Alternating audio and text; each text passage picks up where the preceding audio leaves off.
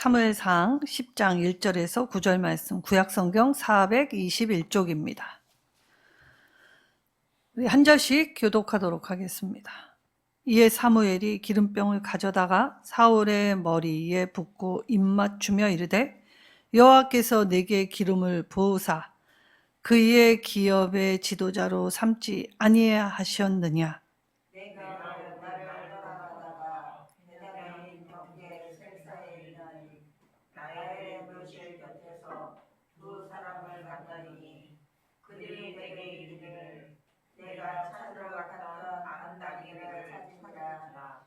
내 아버지가 안나기를 염려는 놓았으나 너희로 말미암아 걱정하여 이르되 내 아들을 위하여 어찌하리요 하더라 할 것이요.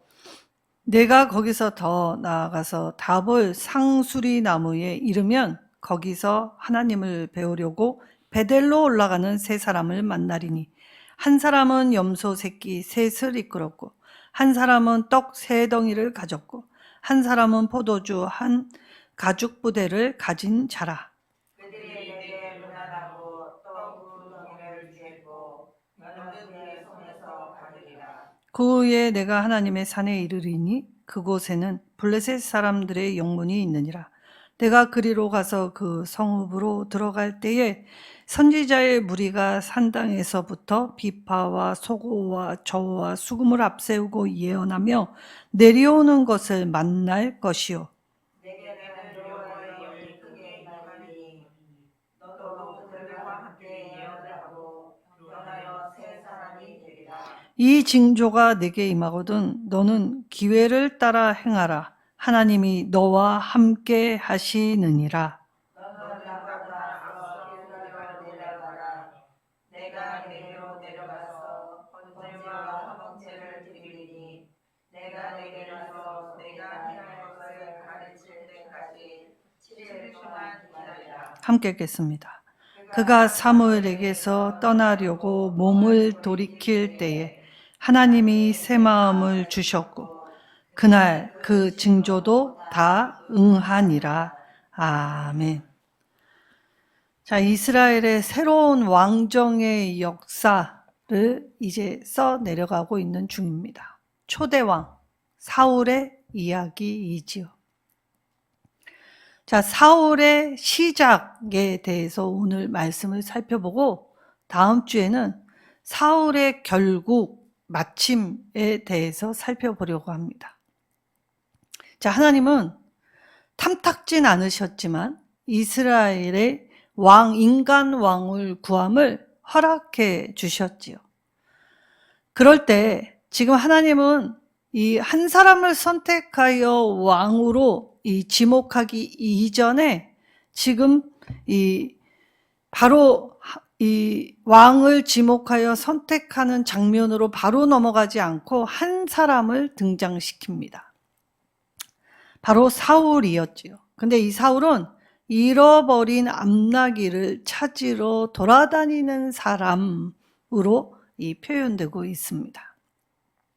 자, 하나님은 이스라엘이 왕을 구할 때, 자, 이처럼 하나님은 하나님 자신의 일을 이미 하시고 계셨습니다. 그리고 이 작은 한 가정에 일어난 작은 사건으로 하나님 나라의 큰 일을 감당하기 위한 만남을 준비하시지요. 자, 사실 이 베냐민 지파 기스와 그의 아들 사울, 자, 이 집안의 이 재산의 일환이었던 암나귀가 이 집을 나갔습니다. 그리고 돌아오지 않았죠. 이때에 이 기스가 이 자신의 아들에게 암나귀를 찾아오라라고 이 명령을 내립니다. 그래서 아버지의 명령을 들은 사울이 사원 한 명을 데리고 이 암나귀를 찾으러 들로 산으로 이 곳곳으로 지금 헤매고 있는 중이었다. 자, 이때 우리는 이 본문의 이야기를 들으면 그런가 보다라고 느끼지만 사실 이 아버지 기스가 암나귀를 찾아오라는 명령 자체가 참 이상한 명령입니다. 왜냐하면 이 암나귀가 발전기가 되었기 때문에 잠깐 집을 나간 겁니다. 근데 이 특성상 반드시 이 욕구를 해결하면 집으로 되돌아오게 되어 있습니다. 그러니까 기다리면 암나기가 저절로 돌아올 것인데, 이 기스가 자신의 아들에게 찾아오라 라는 이 명령은 때로는 부당한 명령일 수 있다는 것이지요.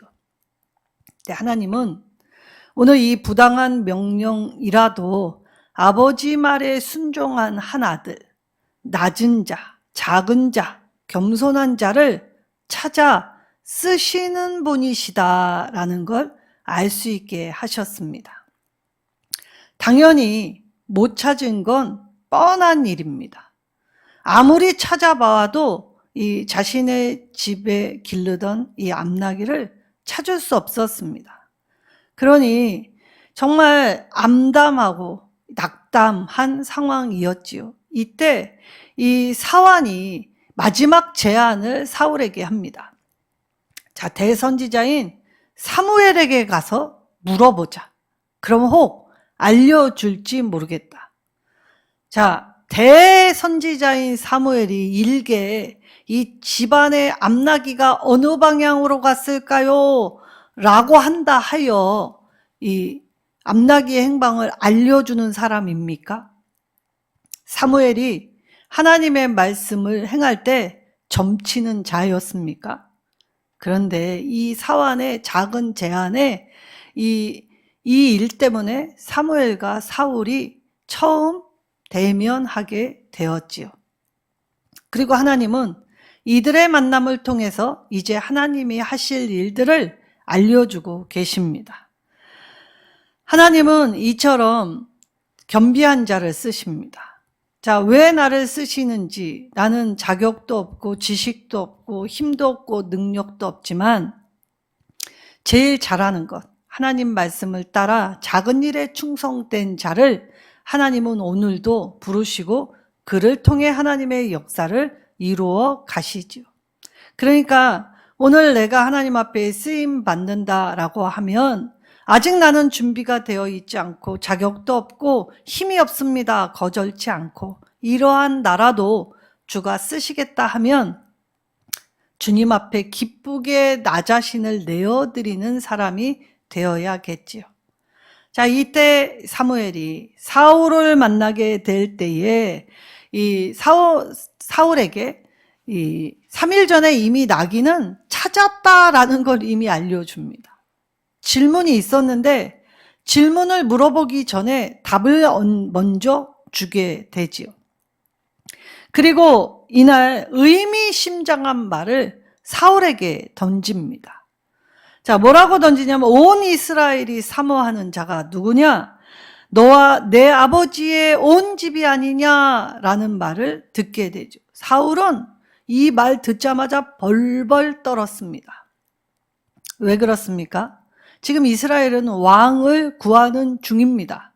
그러니까 사무엘의 작은 말, 행동 하나하나를 지금 예의주시하고 있는 실정이었지요. 이런 이 실정 앞에서 자기가 예상치 못한 말, 어마어마한 말을 듣게 될 때에 사울은 충분히 떨만한 상황이었습니다. 자, 이때 사울이 사무엘에게 나는 이스라엘 지파 중에 가장 작은 베냐민 지파, 그리고 나의 가족은 이 베냐민 지파 중에서도 가장 한미한, 미약한, 그런데 어찌 나한테 이런 일을 말씀하실 수 있겠습니까? 라고 이 반문을 하지요. 크신 하나님을 만나면 우리가 이처럼 반문하게 됩니다. 왜 나인지 우리는 알 수 없기 때문이지요.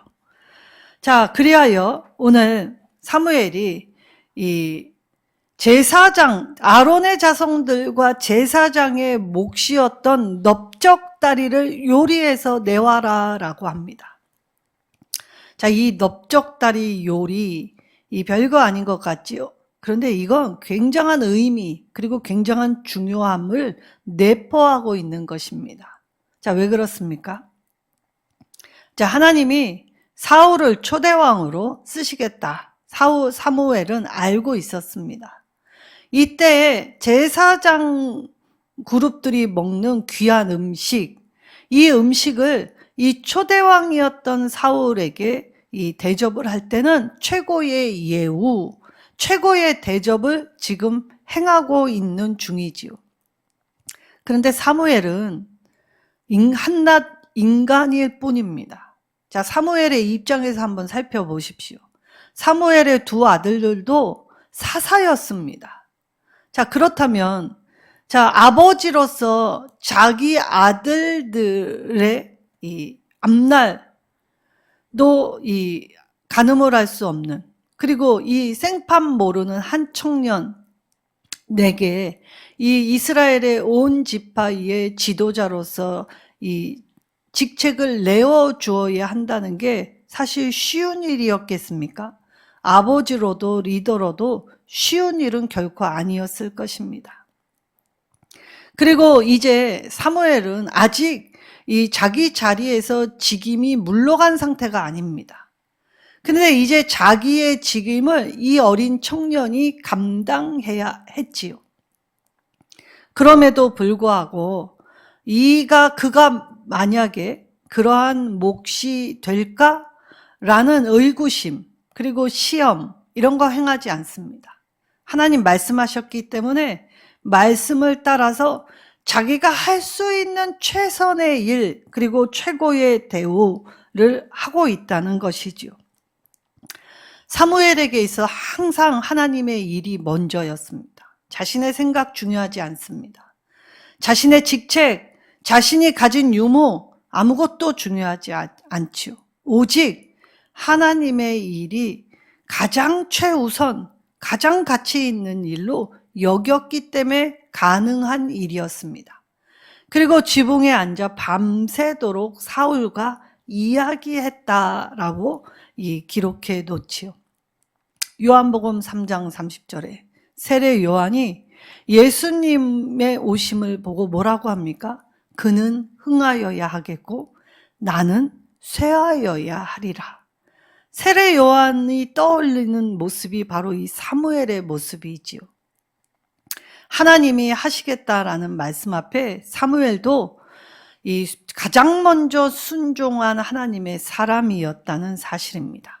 그리고 나서 극진히 대접하고 나서 이 새벽 동틀 때에 기름병을 가져다가 사울의 머리에 기름을 붓습니다. 하나님의 구별하심을 먼저 사울을 준비시키고 있지요. 하나님은 이처럼 때로는 때를 쓴다고 하여, 때로는 암울하다고 하여도, 그리고 때로는 하나님의 생각과 반한 일들을 한다 하여도 하나님은 이스라엘을 사랑하시고, 그리고 이스라엘을 이제 감당할 이 왕의 직책으로서 작은 자를 준비시키십니다. 자, 이때에 여호와께서 내게 기름을 부으사 그의 기업의 지도자로 삼지 아니하셨느냐라고 말을 하지요. 그의 기업, 즉 이스라엘 나라 전반을 이제 섬기게 될 왕의 직책을 부여받았음을 상기시킵니다. 그러면서 사무엘을 먼저 아버지가 걱정하고 있으니까 돌아가라라고 하면서 세 가지의 징조가 있을 것이라고 이야기하죠. 자, 첫 번째 징조가 뭐냐? 베냐민 경계 땅에 다다랐을 즈음에 두 사람을 만나게 되는데 이 아버지가 이 아들에게 명령한 나귀를 찾았다라는 소식을 듣게 될 것. 그러니까 사울 마음 안에 있는 불안, 의구심을 다 해소시켜 주신다는 것입니다. 그리고 나서 아버지가 사울을 지금 걱정하고 있다라는 소식을 듣게 될 것. 자, 사울에게 있어서 지체했기에, 자, 암나기의 행방도 모르지만 아버지의 질책을 받게 될 수도 있는 상황이지요. 그런데 이미 평안함을 허락해 주십니다. 그래서 첫 번째의 징조를 이야기하죠. 두 번째의 징조는 다볼 상수리 나무 근처에 이를 때에 세 사람을 만나게 될 건데, 한 사람은 염소 새끼 3마리를 가지고 있고, 한 사람은 떡 3덩이를 가지고 있고, 한 사람은 포도주 한 가죽 부대를 가지고 있을 것이다. 근데 그중 떡 3덩이 가진 사람의 손에서 떡 2덩이를 받게 될 것이라고 이야기하였지요. 자, 이들도 자신의 집들로 돌아가고 있는 중입니다. 자, 그렇다면 이들을 기다리고 있는 식구들이 있었겠지요? 그런데 떡 3덩이 중에 자기의 식구들을 먹여 살려야 하는데 그 중에 2덩이를 사울에게 주었다라는 건 정말 어마어마한 양을 준 것입니다. 자, 사무엘은 이스라엘에게 이미 경고하였습니다.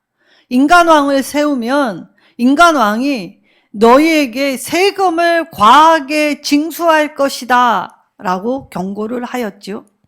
그러니까 오늘 이 떡 2덩이를 받게 될 때에는, 자, 이스라엘에게 인간왕을 구하게 된 잘못의 실상이 이렇게 될 것이라는 예표와 함께 이제 인간왕, 초대왕으로서 사울이 집으로 돌아가기 전에 기진할까봐 이 하나님은 사울을 먼저 힘을 북돋워 주시지요. 사명을 감당하기 이전에 쓰러지지 않도록 하셨다는 것입니다.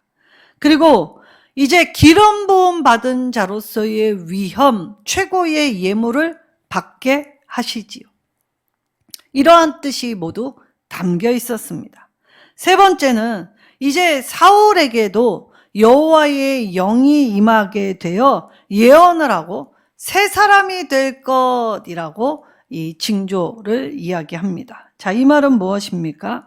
자, 받은 사명이 크지 않습니까? 자, 한 가문의 리더도 또 이 한 기관의 리더도 자기에게 주어진 책임이 막중하고 그 책임을 감당하기 위해서 이 고군분투 불철주야 애쓰며 살아야 하는데, 하물며 한 민족 한 나라의 왕이면 얼마나 받은 사명이 크겠습니까? 그때 자신의 힘과 능으로 감당할 수 없기에 하나님의 영과 능력을 힘입을 때 감당할 수 있도록 하나님이 도와주신다는 뜻이지요. 그리고 이 일을 감당할 때에 사울이 쉽게 지치지 않도록 하나님은 늘 함께 하신다라는 징조로서 사울 마음 안에, 그래서 하나님의 사람을 먼저 준비시키기 위해 이 3가지 징조를 주셨던 것입니다. 그리고 이 3가지 징조는 사울이 자신의 집에 도착하기 이전에 이미 다 이루어졌지요.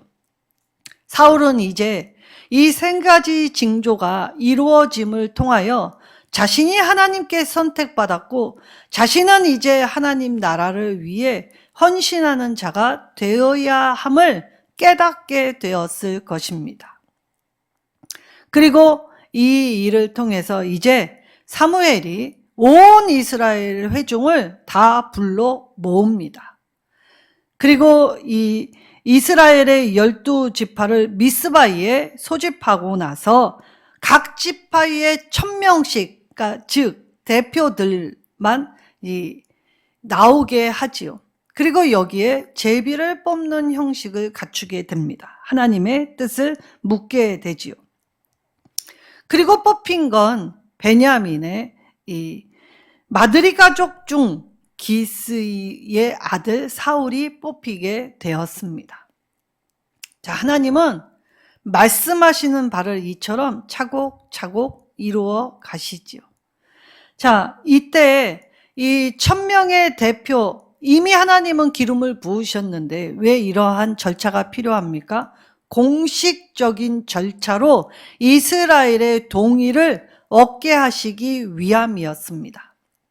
그리고 이스라엘은 이제 이 자신들도 인간 왕이 세워짐을 무척 기뻐하였겠지요. 그러나 사람의 마음은 다 똑같을 수 없습니다. 그러니 그 중에 옳다지 않게 생각하는 지파들이 있을 수 있었겠죠. 초대 왕이라고 하여 인간 왕을 구하였다 하여 이들의 마음이 다 하나로 연결되고 한 마음이 된 것은 아니었다는 사실입니다. 왕으로 부름받아 이제 이 직책을 감당할 때에 이 나눠진 마음도 모아야 하지요. 그때 하나님의 도우심이 없으면 사람의 마음을 이 하나로 엮을 수 없게 되었을 것입니다. 근데 이때 사무엘이 이제 사울이 왕이 되었다 공표할 때 사울이 없어졌습니다. 자, 그가 이 없어져서 찾아도 보이지 않으니 하나님이 알려주시지요. 그가 진보다리 사이에 숨었다. 자기에게 있어서 이 막중한 책임, 과연 나 같은 자가 하나님 나라에서 이러한 일을 감당할 수 있을까라고 생각하여 선뜻 나설 수 없었을 것입니다. 그래서 숨어 있지만 이 숨어 있는 사울을 이 하나님이 맡겨주신 사명을 감당할 때 우리가 아무리 숨어 있어도 그 숨어 있는 그 자리에서 일으켜 세워주시지요. 자, 이때에 숨어 있는 사울이 모습이 어떠하였냐라고 한다면 이 사울의 모습이 이 사무엘상 10장 23절에는 다른 사람보다 어깨 위 머리가 하나 더 컸다. 키가 아주 컸다. 장골이 귀대하였다. 야, 역시 하나님이 쓰시는 사람은 다르구나 라고 생각할 만큼 독보적인 존재였다라는 것입니다. 그리고 사무엘상 9장 2절에는 준수한 소년이었는데 이스라엘에 이보다 더 준수한 용모가 없었다라고 기록합니다. 자, 하나님은 종종 말씀하시죠.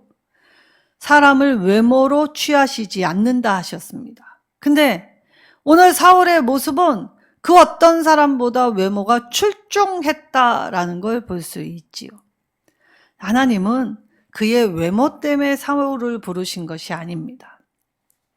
그의 마음을 보시고 하나님이 쓰셨다는 걸 알 수 있죠. 하나님은 늘 겸비한 자를 가까이 두시며 그가 어디에 있던 무엇을 하던 하나님의 쓰심에 합당하게 그를 부르시지요. 그리고 그에게 주의 영을 부어주십니다. 주의 영을 부음받으면 주의 영에 충만한 사람은 새 사람을 이 변화를 입게 된다 하지요. 그래서 두려웠던 마음 또 힘들었던 마음이 하나님의 영에 충만할 때 감당할 수 있게 되는 것입니다. 자, 이스라엘은 기뻐하며 다 각자 자기 장막으로 돌아갔습니다. 자, 그럼 사울은 왕이 되었는데 어디로 갔습니까? 자기 집으로 돌아갔습니다. 왜냐? 초대왕이었기 때문에 아직 이 왕궁이나 이 그에 따른 기반이 세워지지 않았지요. 기름 부음을 받고 자기 집에 돌아가 자기 집에 있을 뿐이었습니다. 근데 이때 이제 왕으로 세움받은 이 사울이 왕으로서 과연 이 직책을 감당할 몫인가라는 의구심을 해소할 수 있는 큰 사건이 벌어집니다. 어떤 일이 일어났느냐? 암몬 족속이 쳐들어온 것입니다. 자, 근데 이때 암몬 족속은 요단 동편에 있었지요. 그러니까 요단 동편에 있었던 길르앗 족속, 길르앗 야베스에 있었던 족속들이 이 암몬의 공격을 받게 되었던 것입니다. 근데 이때 요단 동편에 있었던 길르앗 야베스의 장로들이 지금 사무엘에게 이 일을 이야기하거나 또 도움을 요청하지 않고 자구책, 자기들끼리 그냥 암몬과 동맹을 맺는 선에서 이걸 해결해 보려고 나름 애를 씁니다. 그래서 평화 조약을 맺자라고 했는데 이 암몬의 이 왕이 그렇게 못하겠다라고 하면서 만약에 너네가 우리랑 평화 조약을 맺고 싶으면 너희 오른쪽 눈알을 다 빼버려라. 그러면 평화 조약을 맺어주겠다. 이 되지도 않는 말을 하는 것입니다. 자, 왜 그랬습니까? 자, 종속국이 되려면 힘을 과시해야 하는데 혹여 모반의 싹시 일어날까봐 아예 무력화시킨 후에 평화조약, 그래서 조공을 바치게 하겠다라고 이 암몬 왕이 이렇게 무리한 행보를 하게 되었죠.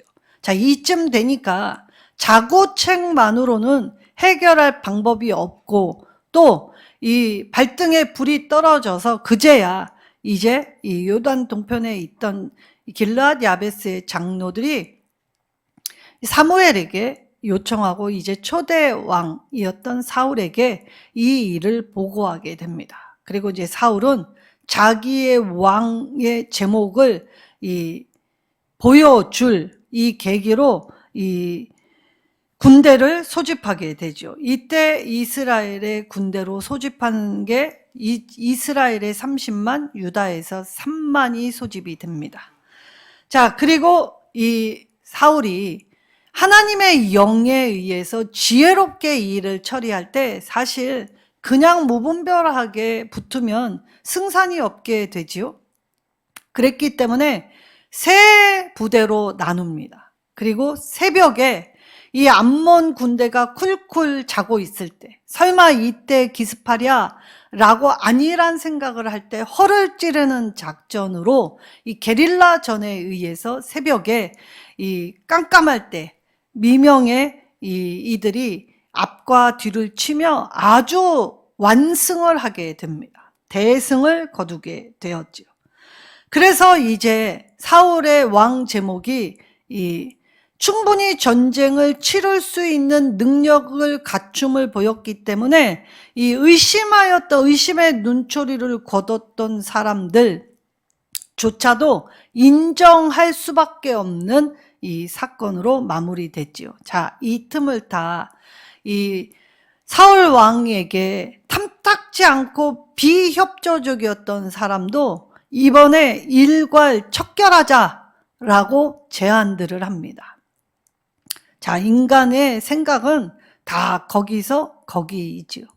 왜냐하면 사사기 역사를 통해서 이스라엘은 우리가 한 민족, 한 나라, 한 공동체이다 라는 의식이 부족했기 때문에 늘 자기 지파만, 자기 지파의 이익만 고수하였고 이들은 한 마음을 가지고 나라를 세우는 일에 나아가는데 실패하였기 때문에 오늘 이 초대 왕의 역사에서도 이 모습이 그대로 여실히 드러났다는 것입니다. 근데 이때도 사울의 시작은 너무나 빛났습니다. 여호와께서 도와주셔서 이처럼의 대승, 완승, 승리를 거머쥔 기쁜 날에 내 동족 비록 무식하고 협조적이지 않고 그리고 자기 고집대로 행했다 하여도 우리는 한 민족이 아니냐. 그런데 이렇게 주신 기쁨 안에 이 한 민족을 학살하는 것으로 죽일 수 없다라고 하며 오히려 사울이 제지시킵니다. 자, 얼마나 멋진 모습입니까? 하나님께 쓰임받은 사람, 특별히 직임이 막중한 사람인데도 불구하고 이 직임 안에서 더 빛난 생각, 더 앞선 생각, 그리고 하나를 아우르는 생각. 만약에 사울이 초대 왕으로서 이들의 말을 듣고 이 학살을 하였다면 사울은 반쪽짜리 왕이 되었을 것입니다. 근데 오히려 이 빛난 모습으로 이스라엘은 길갈에서 사울을 왕으로 이 온 마음으로 추대하게 되었지요. 그리고 이 모습을 보고 사무엘이 이제 이 고별 설교를 하며 자신이 여지껏 했던 모든 것을 이임하게 됩니다. 사울은 받게 되고 사무엘은 마무리하게 되지요. 이때 이 고별 설교를 통해서 이제 리더로서 앞으로 해야 되는 이 책임 감당할 때에 주의해야 할 일을 당부하게 되지요. 자, 사무엘은 사실 이스라엘의 역사에 많은 영향력을 끼친 사람입니다. 사무엘이 기도할 때 사무엘의 말이 땅에 떨어지지 않았다라고 하는 말은 그만큼 그가 하나님 나라에서 애썼고 하나님의 말씀을 순종했고 하나님의 말씀을 따라 산 사람이었다라는 것이죠. 자, 우리가 세간의 주목을 받는 사람일수록 실수가 많고 또 이 자신의 허물이 잘 드러내기 마련입니다. 근데 사무엘이 오늘 이스라엘에게 묻습니다. 자신의 흠과 실수가 있었냐? 내가 누군가를 압제하여 착취하고 빼앗은 일이 있었느냐? 아니면 내가 누군가를 거짓말로 속이거나 누군가의 것을 탐하여 내 것을 삼은 적이 있었느냐? 이때에 이스라엘이 인정하죠. 그런 적이 없다. 즉 하나님의 말씀을 따라 살은 전형적인 사람이다 라는 걸 누구나 다 인정할 모습으로 살았다는 것입니다. 그러니까 지도자는 그렇게 살라는 말입니다. 누구나 다 인정할 수 있도록 청렴결백하게 그리고 정직하게 성실하게 누가 인정을 하든 인정하지 않든 하나님의 사람이라면 맡겨진 직임과 책임과 권한과 의무를 감당하며 살아야 한다는 것이었지요. 지도자는 이런 삶을 살아야 한다라고 사무엘이 무서운 경고를 날린 것입니다. 자, 시작이 끝은 아닙니다. 근데 우리는 살다 보면 시작이 좋으면 끝도 좋을 것이라고 막연히 생각하였지요. 시작은 좋았으나 끝이 안 좋게 끝난 전형은 바로 이 초대왕 사울이었다는 사실입니다. 그러니 시작과 끝을 통해서 가는 과정을 하나님이 지켜보시고 계시고 하나님과 동행하며 그 길을 갈 때 우리의 결국 마침도 하나님이 도우시고 붙드셔야 오늘 사무엘과 같이 우리가 하나님의 말씀을 따라 산 이 자녀로서의 온전함, 바름 유지할 수 있게 되겠지요. 그래서 이 자신의 사역을 이제 마무리하면서 던지는 말은 오직 여호와를 경외하고 하나님만 사랑하고 마음을 다하여 진실히 섬기라 라고 간청하였습니다. 왜냐? 이렇게 될 때 하나님의 지키심은 항상 함께 하시기 때문이지요. 그러나 우리가 하나님의 말씀을 따라 살지 않으면 하나님의 지키심도 당연한 것처럼 따라오지 않습니다. 자, 우리는 금요철야의 신명기의 말씀을 보고 있지요. 모세도 여호수아도 자기의 사역을 마무리하면서 다 한결같이 한 목소리로 뭐라고 합니까? 오직 여호와만 섬기라. 여호와께 맡기라. 여호와를 의뢰하라. 신뢰하라. 마음을 다하고 성품을 다하고 뜻을 다하고 오직 하나님 한 분만을 사랑해라. 이것을 잊지 말아라. 이걸 기억해라. 늘 하나님의 사람들은 똑같이 자신의 사역을 마무리할 때 이것을 강조하였습니다. 오늘 사무엘도 별반 다르지 않습니다. 그러면서 오직 하나님을 사랑하는 것, 만약에 너희가 인간왕을 구한 것이 큰 죄였다는 걸 깨달았다면 너희 안에 비록 인간왕을 하나님이 세워주신다 하여도 진짜 삶의 참된 왕은 오직 하나님 한 분뿐이시다. 그래서 하나님의 지키심 앞에 늘 감사하며 그래서 하나님 앞에 모이기를 힘쓰고 하나님 말씀을 기억하고 하나님 말씀을 따라 살기 위해 전심을 다하여 섬기라 라고 하였던 것입니다. 오늘 이 사무엘의 고별사를 들은 사울도 예외는 아니었지요. 누구보다도 맡겨진 사명이 컸기에 사울은 이 사무엘의 말에 더 경청해야 마땅했습니다. 하나님은 많이 받은 자에게는 많이 달라 하시고 적게 받은 자에게는 적게 달라 하신다고 하셨습니다. 막중한 책임, 물론 특권도 있지요.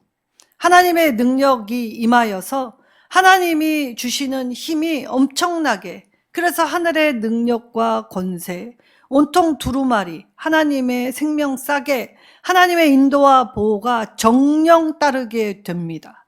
그러나 그렇기에 오직 하나님만 더 바라보고 하나님만 섬기며 내가 하는 이 일이 하나님의 영광을 가리고 있는지, 하나님의 영광에 참여하고 있는 일인지를 분별하고 점검하는 것이 지혜이지요. 오늘 이 지혜의 말씀 따라서 우리도 우리의 삶의 역사를 써내려가고 있습니다. 누구도 주목하지 않을 수 있지요. 누구도 나를 생각하지 않을 수 있습니다. 그러나 중요한 건 누구에게 나를 떠올리는 위치와 역량이 아니지요. 내가 하나님 앞에 바르게 살고 있는지, 하나님의 영광에 참여하고 있는 삶인지가 더 중요하다고 말씀하십니다.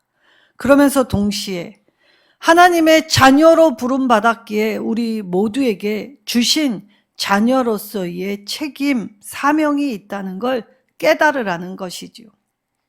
그래서 가장 기본이 되는 것, 먼저 하나님 나라의 일을 하기 이전에 하나님 말씀 잘 듣고 기도하며 준비된 자로서 항상 깨어 하나님 말씀을 따라 살 것을 요청하십니다. 그리고 하나님은 겸손한 자를 찾으십니다. 가까이 하시죠. 우리의 마음이 교만하고 높아지면 하나님은 교만한 자를 찾지 아니하시며 그와 함께 하시지 않습니다. 오늘 우리가 시작은 발음으로 시작하였다가 우리의 결국이 하나님의 외면, 하나님이 저를 모른다라는 그 처절한 비참한 상황에 놓이지 않게 하기 위해 우리가 하나님을 붙들고 하나님께 참되게 하나님의 성품을 닮아가고 예수 그리스도 안에서 하나님이 내 삶의 주인 되심을 고백할 때에 오늘 우리의 시작과 끝이 어제나 오늘이나 미쁘신 하나님의 사랑으로 동일하게 해달라고 간구할 때에 우리도 하나님의 영에 충만하여 새 사람을 입게 하실 것입니다. 오늘 지나간 시간 속에서 하나님의 은혜를 떠올리고 앞으로 다가올 시간 속에서 인내하며 하나님의 은혜로 서시게 되는 저와 여러분이 되시기를 예수님의 이름으로 축원합니다. 하나님, 오직 하나님만 섬기는 우리가 되게 하여 주옵소서. 마음을 다하고 진실함을 가지고 이제 하나님께 반응하고 나아갈 때에 하나님을 매 순간 기억하고 하나님을 버리는 일이 없도록 하나님, 우리의 약함, 무지함, 우리의 연약함, 우리의 힘듦, 슬픔, 질병, 고통 건져 구원하여 주시고 특별히 모든 두려움에 빠질 때에도 살아계신 하나님께 반응하여 하나님만 섬길 수 있는 내가 되게 해달라고 우리 주여 한번 부르짖고 말씀 붙잡고 기도하겠습니다.